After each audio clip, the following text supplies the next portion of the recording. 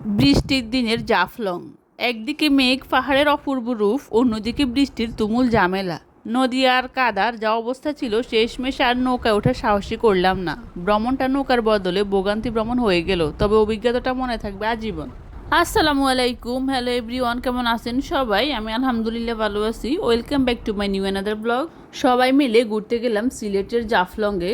যদিও বা আমার প্ল্যান ছিল না যাওয়ার, হঠাৎ করে আমার যাওয়া হলো। সিলেটে যাওয়ার প্ল্যান ছিল আমার বড় আপু এবং ওনার হাজব্যান্ডের। ওনারা রেডি হয়েছেন সকলে যাওয়ার জন্য গত বৃহস্পতিবারে, কিন্তু গাড়ির এসি নষ্ট হওয়ার কারণে ওনারা প্ল্যানটা চেঞ্জ করে, ওই দিন আর সবাই যায় নাই। পর আমাকে জানানো হয় যেন আমি ওনাদের সাথে যাই, ওনারা শুক্রবারে যাবেন। তো যেই কথা সেই কাজ, শুক্রবারে আমরা সন্ধ্যায় বের হয়ে যাই সিলেটের উদ্দেশ্যে। আমরা শনিবারে খুব ভোরে পৌঁছে যাই সিলেটে।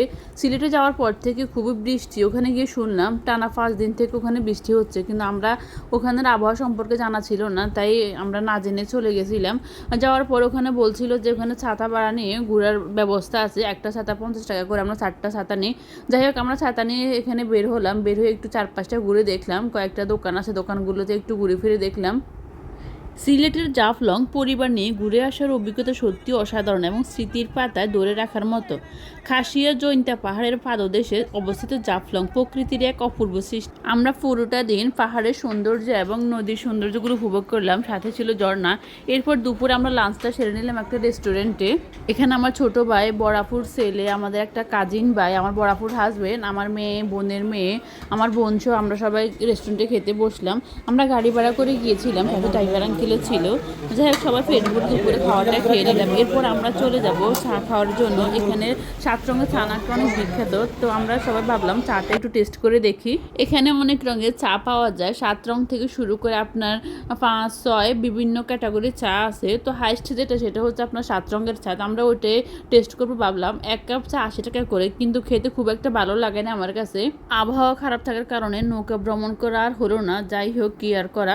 আমরা চাটা শেষ করে এরপর রওনা দিয়ে দিই আসার জন্য। আসার পথে আমরা গাড়িটা থামিয়ে আমরা সিলেটের চা বাগানটা উপভোগ করি, সবাই মিলে দেখতে যাই। খুবই সুন্দর সিলেটের চা বাগান। সিলেট হলো বাংলাদেশের উত্তর পূর্বাঞ্চলে অবস্থিত প্রকৃতির এক অপূর্ব লীলাভূমি।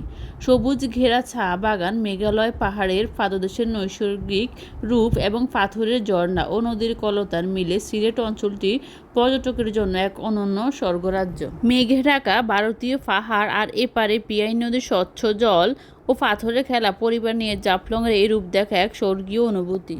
বৃষ্টির দিনের জাফলংয়ের সে ঝামেলার অভিজ্ঞতা সত্যি অন্যরকম। মেঘ বৃষ্টির জাফলং দেখতে দারুণ হলেও যখন ঝুম বৃষ্টি নামে আর সাথে কাদা পানি একাকার হয়ে যায়, তখন ঘুরতে গিয়ে বেশ ভালোই ভোগান্তিতে পড়তে হয়। পাহাড়ের রাস্তায় পাথর দিয়ে হাঁটা খুবই কষ্টের, কারণ সবগুলো পিচ্ছিল হয়ে আছে, এগুলো দিয়ে পানি বেয়ে বেয়ে পড়ে। এখানে হয়তো ভিডিওতে খুব বেশি বোঝা যায় না। যাই হোক, তবু আমরা সবাই চলে গেলাম চা বাগানটা উপভোগ করার জন্য।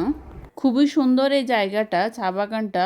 অনেকে আছেন, সবাই রাস্তার পাশে গাড়িটা রেখে এরপর এখানে চলে আসছেন দেখার জন্য। সবাই ভিডিও করতেছেন, সেলফি নিচ্ছেন।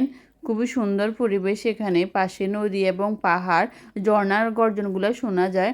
আমরা অনেকক্ষণ সময় এখানে ছিলাম, সবাই সবাই মিলে আমরা গ্রুপ ফটো তুলি, কয়েকটা ভিডিও করা হয়েছে এখানে, শর্টস ভিডিও। সবার সিঙ্গেল ফটো তোলা হচ্ছে, অনেকে দেখছি ফ্যামিলি নিয়ে আসছেন, সবাই সুন্দর মুহূর্ত কাটাচ্ছে। যাই হোক, এরপর আমরা নোয়াখালীর জন্য রওনা দিই।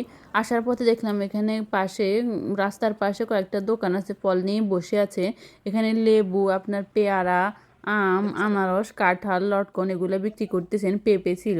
তো আমার বড়াপুর হাজব্যান্ড এখান থেকে লটকন নিয়েছে এবং একটা বড় সাইজের কাঁঠাল নিয়েছে ওনার বাসার জন্য। আমার জন্য লটকন কেনা হয়েছে এবং আমরা সিলেট বাজার থেকে অনেকগুলো আম নিয়েছিলাম, প্রায় 20 কেজির মতো আম নেওয়া হয়েছে। তো যাই হোক, আমরা বাসায় এসে পৌঁছে যাই। এখানে আমি বাহির করতেছি কী কী কিনছি। এখানে লটকন, আম, আমি জিরাগুলো কিনছি। একটা প্যাকেট জিরা, 1 কেজি জিরা ছিল 400 টাকা কেজি, জানি না ভালো পড়ে কিনা। এখানে ছিল বাসমতি চাউল, আপনার প্যাকেট 200 টাকা, এটা প্যাকেট 1 কেজি থাকে এবং খোলা 1 কেজি। আমি বাসমতি চাউল কিনছি, দেখি কেমন হয়, মানে টেস্ট করে দেখবো নিজে রান্না করে। এখানে 170 টাকা করে। সেম সেল, হয়তো প্যাকেটেরটা একটু প্যাকেজিং করার কারণে ওইটা 30 টাকা বেশি নেয়। এই তো, এটা ছিল আমাদের টুকিটাকি কিছু কেনাকাটা সিলেট থেকে।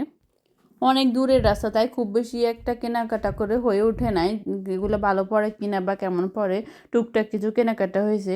যাই হোক, এরপর আমি কয়েকটা ফটো অ্যাড করে দিলাম, আমরা সেখানে সুন্দর সুন্দর কিছু ফটো তুলছি। কেমন লাগছে সবাই জানাবেন। ভালো থাকবেন সবাই, আল্লাহ হাফেজ।